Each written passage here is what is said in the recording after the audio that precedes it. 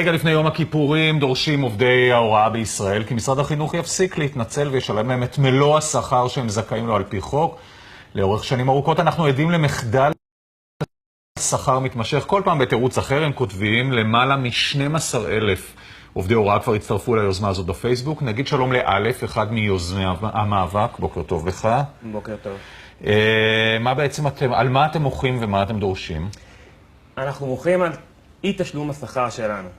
כל שנה מחדש, תמיד בשכר הראשון, תמיד לעובדי הוראה, גננות, סייעות, עוזרים, מורים, ממש כולם, ולא משנה אם זה משרד החינוך, אם זה בעלויות, אם זה רשויות המקומיות, לא משנה מי המעסיק, בסופו של יום מגזר עובדי ההוראה לא מקבל את השכר הראשון שלו.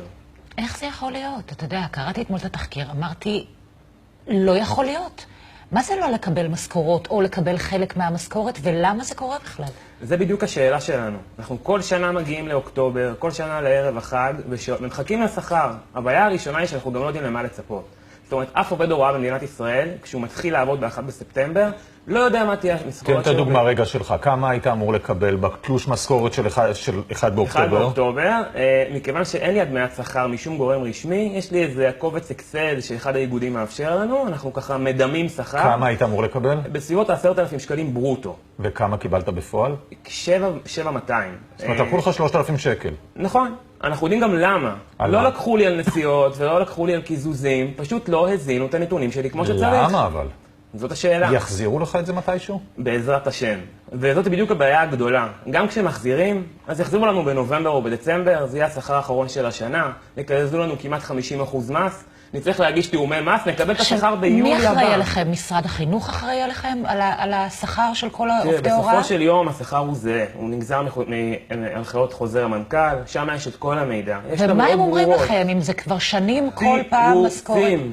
למשל? שנה שעברה היה לנו תקלה של מחשב, כי עברנו לרפורמה. השנה הייתה תקלה של נסיעות, כי עברנו לרפורמה. כל שנה מזלזלים בעובדי ההוראה. שזה קורה לכולם, כי 12,000 איש הצטרפו, זה אומר שאתה יודע... שלכולם יש בעיה בשכר. החמור, שגם לא כולנו יודעים מה השכר שהיינו אמורים לקבל, כי זה תעלומה, זה לא אותו. אתה בא לעבוד כעובד הוראה, אין לך מושג מה תרוויח. מה אומרים? אין מספיק כוח אדם? המנהלת לא מצליחה להזין את הנתונים של שעות העבודה? אני מההיכרות הבסיסית שלי, עם סך הכל 2 עובד הוראה, אני מעריך שזה עניין גם של משרד החינוך, גם של הבעלויות. זה עניין טכני, לא עניין של תקציבים, לא עניין של בעיות, יודעים שצריך להיאבק על שכר, לא ביקשנו להעלות. זה לא מספיק חשוב. ממש ככה, אנחנו לא מספיק חשובים. הידיעה שהמורים יגיעו בכל מצב ללמד את הילדים של ישראל, את יודעת, אנחנו אנשי חינוך בסופו של יום, באנו לחנך. זה נשמע כמו משהו שקורה ברפובליקת בננות, הוא יושב... הוא מפחד על עבודתו ויושב פה כמו איזה עבריין צעצוע עם הגב, עם הקפושון הזה על הראש, שזה שערוריה בעיניי. מדויק. ומנכ"לית משרד החינוך שביקשנו ממנה לעלות לטלפון, פשוט מפחדת, ברחה. האישה שאחראית שחתומה על חוזה המנכ"ל פשוט ברחה, פחדנית. יכול להיות שהיא קיבלה את המשכורת על... אני מניח שהיא קיבלה.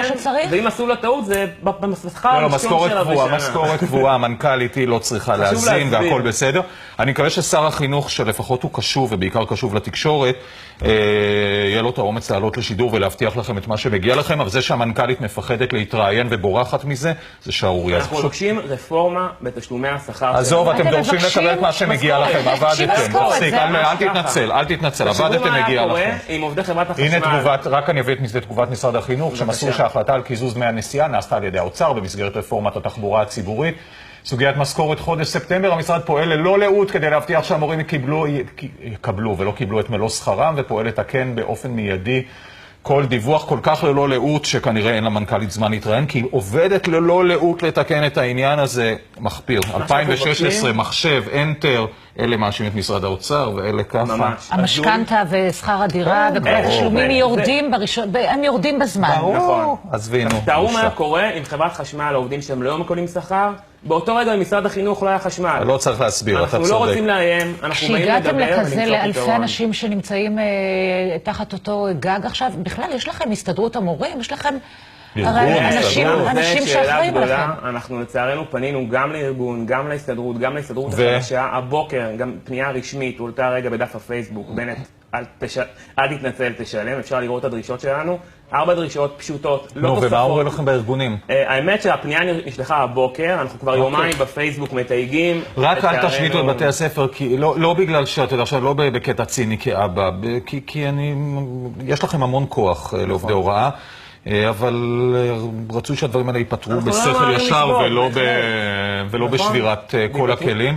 ורצוי שמי שאמור לתת תשובות יתייצב מולכם ומול הציבור וייתן תשובות. בוקר טוב, מנכ"לית משרד החינוך, זה לא רק תואר, זה גם אחריות. אני מקווה שהדברים נאמרו בצורה כזאת שהיא תעלה לריב איתי בטלפון. כן, ונגיד לך תודה. תודה לכם. על מה שאתה עושה, על זה שאתם לוקחים אחריות ומחנכים את הילדים שלנו. כן, תודה רבה. טוב,